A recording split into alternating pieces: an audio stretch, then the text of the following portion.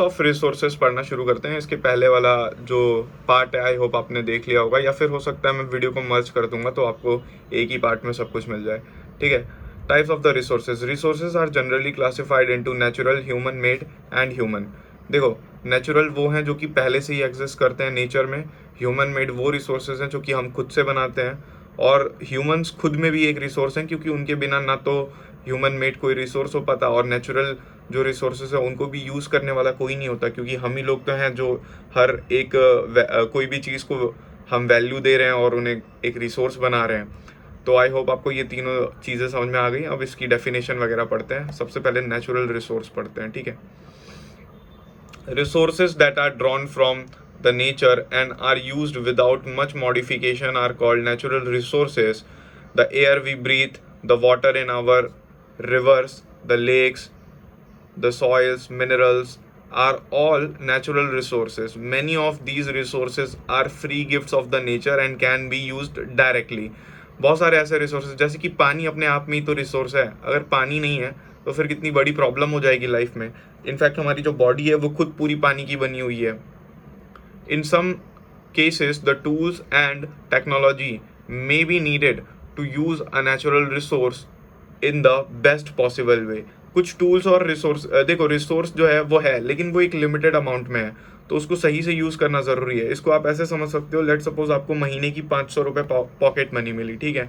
अब आप पूरा एक ही दिन में उड़ा दोगे तो फिर आप पूरे मंथ क्या करोगे, है ना।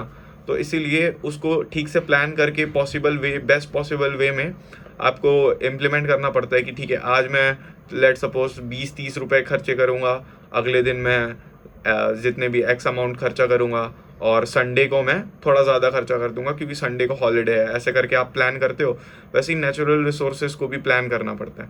Natural resources can be broadly categorized into renewable and non renewable resources. अब ये रेन्यूएबल और नॉन रेन्यूएबल क्या होते हैं? देखो, वो रिसोर्सेज जो कि एक बार ख़त्म होने के बाद फिर से रीजनरेट हो सकते हैं जल्दी से, उन्हें कहते हैं renewable.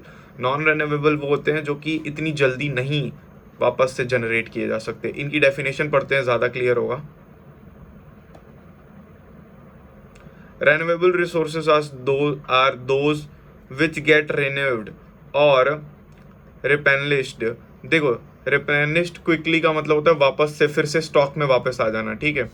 Some of these are unlimited and are not affected by the human activities such as solar and wind energy, yet careless use of certain renewable sources like water, soil and forest can affect the stock. अगर हम पानी, soil यानी मिट्टी और forest को अंधाधुंध तरीके से इस्तेमाल करते रहेंगे, मतलब केयरलेसली अगर उसे हम लापरवाही के साथ यूज़ करेंगे, तो फिर ऑफकोर्स वो सब भी ख़त्म हो सकता है। वैसे ये सब काफ़ी लार्ज अमाउंट में प्रेजेंट है।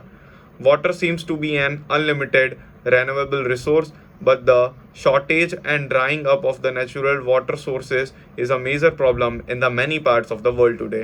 देखो, वैसे तो वाटर अनलिमिटेड सोर्स है, लेकिन उसकी भी शॉर्टेज कई जगह पे आपको देखने मिल जाती है। इसका सबसे बड़ा एग्जांपल आपके वो वाले एरियाज़ हो गए जहाँ पे ज़्यादा पॉपुलेशन है, जहाँ पॉपुलेशन की डेंसिटी काफ़ी ज़्यादा है। आपके जो दिल्ली, मुंबई वाले शहर हो गए, या फिर आपके देखो वाटर की स्कैरसिटी वहाँ पे भी है। राजस्थान वाले एरियाज़ में भी ज़्यादा है। वहाँ पे जो गर्ल्स हैं वो अपने सर के ऊपर मटका वगैरह लेके कितनी दूर दूर तक ट्रैवल करने की, उनकी स्टोरीज़ वगैरह आपने देखी ही होंगी कि 2-2, 3-3 किलोमीटर जाते हैं धूप में और पानी निकाल के लाते हैं, है ना। तो ये सब है।